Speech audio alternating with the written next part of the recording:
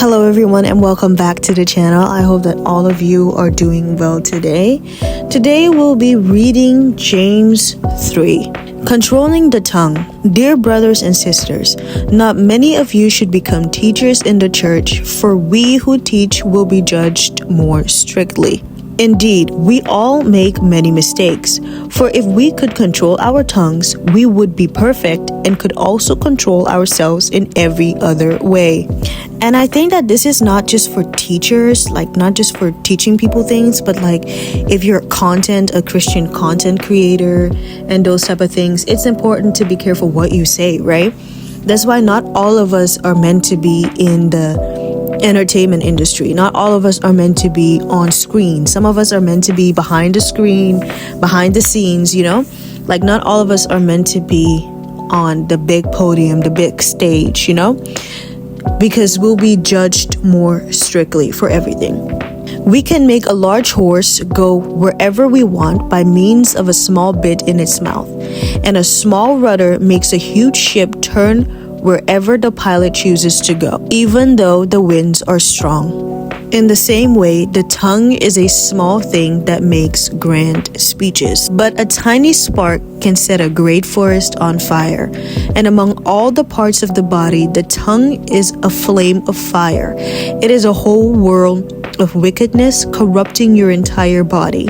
It can set your whole life on fire, for it sets on fire by hell itself. That just puts it in perspective of how dangerous our tongue is. Like we can't just be saying stuff for the sake of saying stuff. Like our tongue is very dangerous. Like life and death is in our tongue. That's what Proverbs 18 tells us, right? Life and death is in our tongue. So if we don't take care of it, it's gonna lead us to hell. People can tame all kinds of animals, birds, reptiles, and fish, but no one can tame the tongue.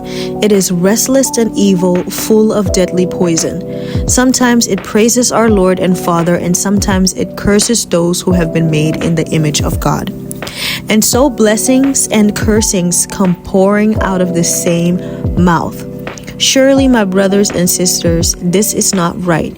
Does a spring of water bubble out with both fresh water and bitter water? Does a fig tree produce olives?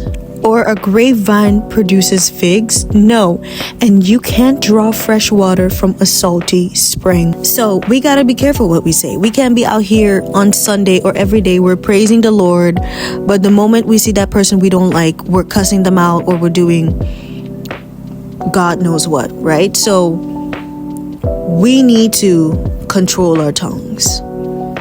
True wisdom comes from God.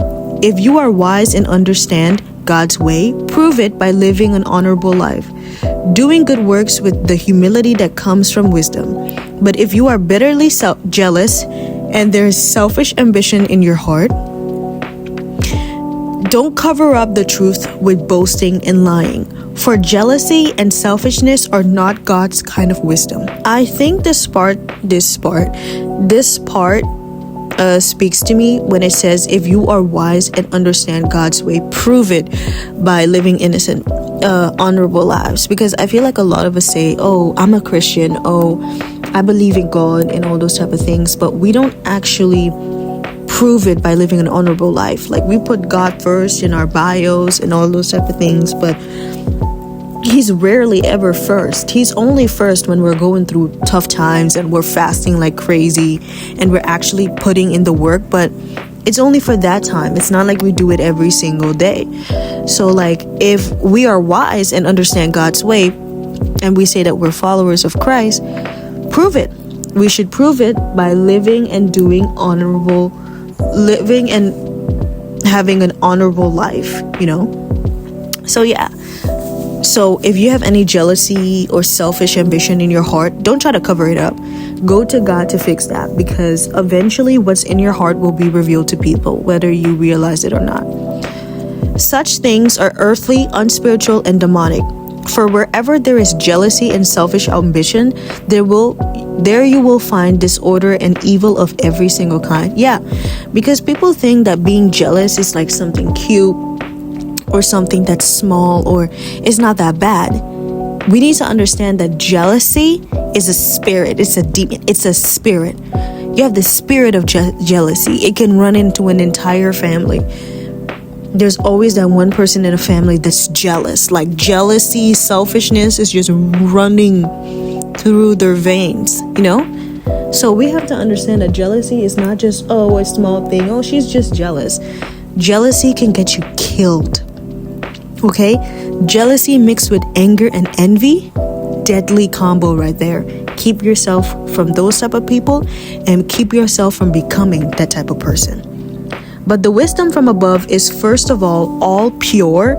It is also peace-loving, gentle at all times, and willing to yield to others. It is full of mercy and the fruits of good deeds. It shows no favoritism and is always sincere.